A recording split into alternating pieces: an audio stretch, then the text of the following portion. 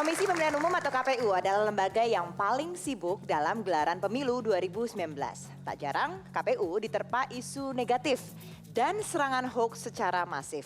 Bagaimana cerita mereka di balik penyelenggaraan pemilu 2019? Inilah Q&A Komisioner Paling Mumet.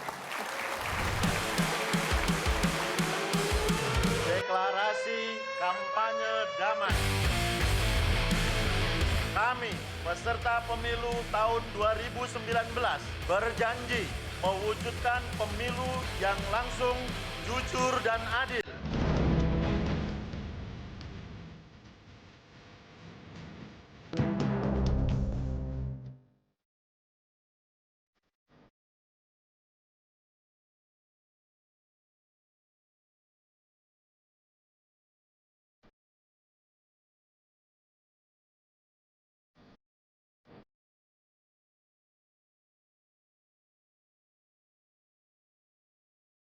Patut mengucap syukur alhamdulillah seluruh pekerjaan kita bisa dituntaskan dengan baik. Sengketa di Mahkamah Konstitusi sudah dikerjakan dengan baik.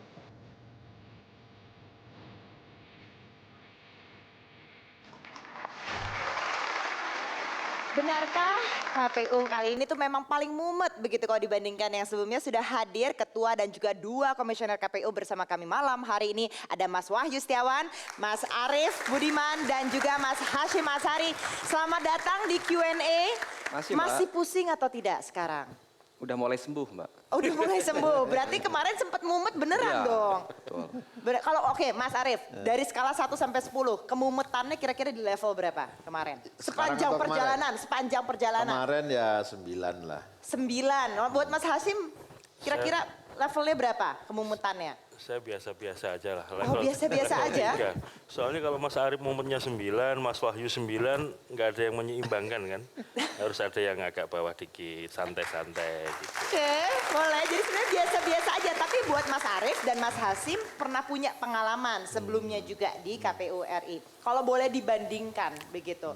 Mas Arief, apa yang paling kerasa bedanya? Hoaxnya. Dulu mumet juga gitu ya, tetapi dengan perkembangan teknologi, pertumbuhan penggunaan media sosial, sekarang mumet lewat media sosial makin tinggi, makin banyak gitu. Hoaxnya, dan emang selalu ngecekin nggak tapi, Mas? Ya, lewat gimana akun pribadinya selalu ngecekin nggak? Kalau nggak direspon nanti dikira kita ini buta mata, buta telinga, buta hati gitu ya. Tapi kalau mau direspon, itu kita udah punya bayangan kalau direspon begini, kira-kira itu pasti akan dikejar lagi ke sini. Dan itu polanya ajak. Nah kalau polanya ajak, lalu kita punya kesimpulan, oh ini memang by design untuk menyerang KPU, kira-kira begitu. Aha, Mas Wahyu gimana? Apa yang paling bikin kaget? Waktu kan sebelumnya memang berkarirnya di KPU. Sebelumnya di KPU Banjarnegara, benar ya Mas? Kemudian pas nyampe di pusat nih, apa yang bikin paling shock gitu dengan perbedaannya? Atau nggak ada juga? Ada. Saya kan KPU kampung selama ini. Jadi kita paham tentang persoalan-persoalan teknis. Cuma kan kita tidak paham dengan para elit. Terus setelah kita di Jakarta, saya baru tahu, oh ini toh si pembuat tentram, si pembuat gaduh berkumpul di Jakarta. Begitu. Jadi udah mulai tahu karakternya begitu Mas.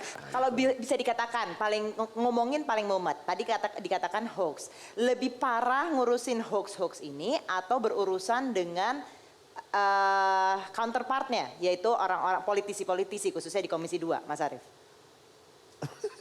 Pak Hashim aja yang jawab yang itu. Gimana Mas Hashim? Lebih pusing yang mana sih sebenarnya yang diurusin ini? Kalau ketemu orang itu kan punya hati, Mbak.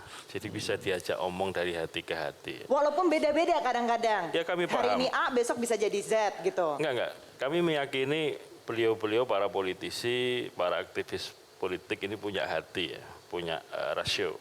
Ya. Sehingga kemudian bisa diajak bicara berdasarkan akal budi lah kira-kira begitu ya.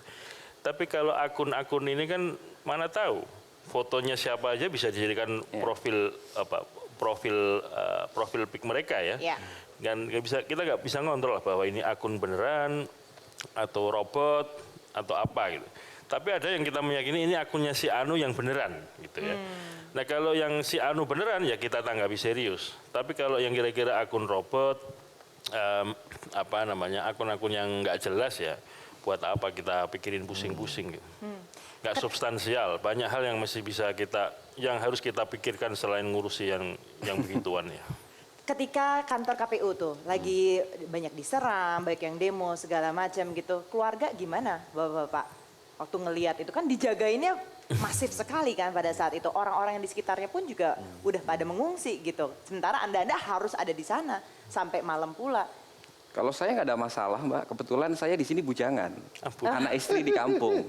Jadi saudara-saudari di kampung lah yang menjaga gitu. Mereka nggak khawatir yang di kampung itu? Enggak, suasana di kampung itu berbeda dengan suasana di Jakarta. Berarti mereka nggak nonton TV kali ya Mas? Mungkin nggak nonton TV jadi nyaman.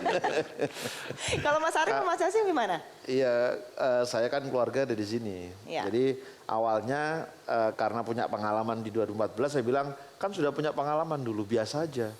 Lama-lama khawatir. Ya. Nah karena makin khawatir, akhirnya kami berembuk, ya sudahlah, saya berikan persetujuan, rumah kita dijaga, gitu. Tapi di kantor saya bilang enggak, biasa-biasa aja lah. Terus eskalasinya makin naik, akhirnya ya sudahlah, saya berikan persetujuan dipasang kawat, gitu kan. Terus, akhirnya aparat keamanan mengatakan ini nggak bisa kantornya saja, rumahnya saja yang dijaga, orangnya pun harus dijaga. Akhirnya ya sudahlah kita terakhir akhirnya ya sudahlah saya berikan persetujuan. Akhirnya masing-masing orang ada yang menjaga. Gitu. Padahal sebelumnya nggak pernah Enggak, ada. dan kita merasa bahwa pemilu itu kan tidak boleh menakutkan bagi siapapun. Memasang kawat berduri itu bisa membuat asumsi atau opini orang bahwa ini seram, harus diamankan. Bahkan bukan hanya kawat, akhirnya kan ada panser, ada macam-macam kendaraan itu ada di sana semua. Iya, masif gitu. sekali buat itu. Kalau Mas Hasim gimana? Keluarga besar saya sudah mewakafkan saya untuk kepentingan bangsa dan negara. Jadi ya sudah lillahi ta'ala ya, mau apapun yang penting niatnya benar. Nanti akan ada juga yang bertanya seperti biasa di Q&A para panelis kita yang kita akan hadirkan setelah jeda berikut ini. Tetaplah bersama kami.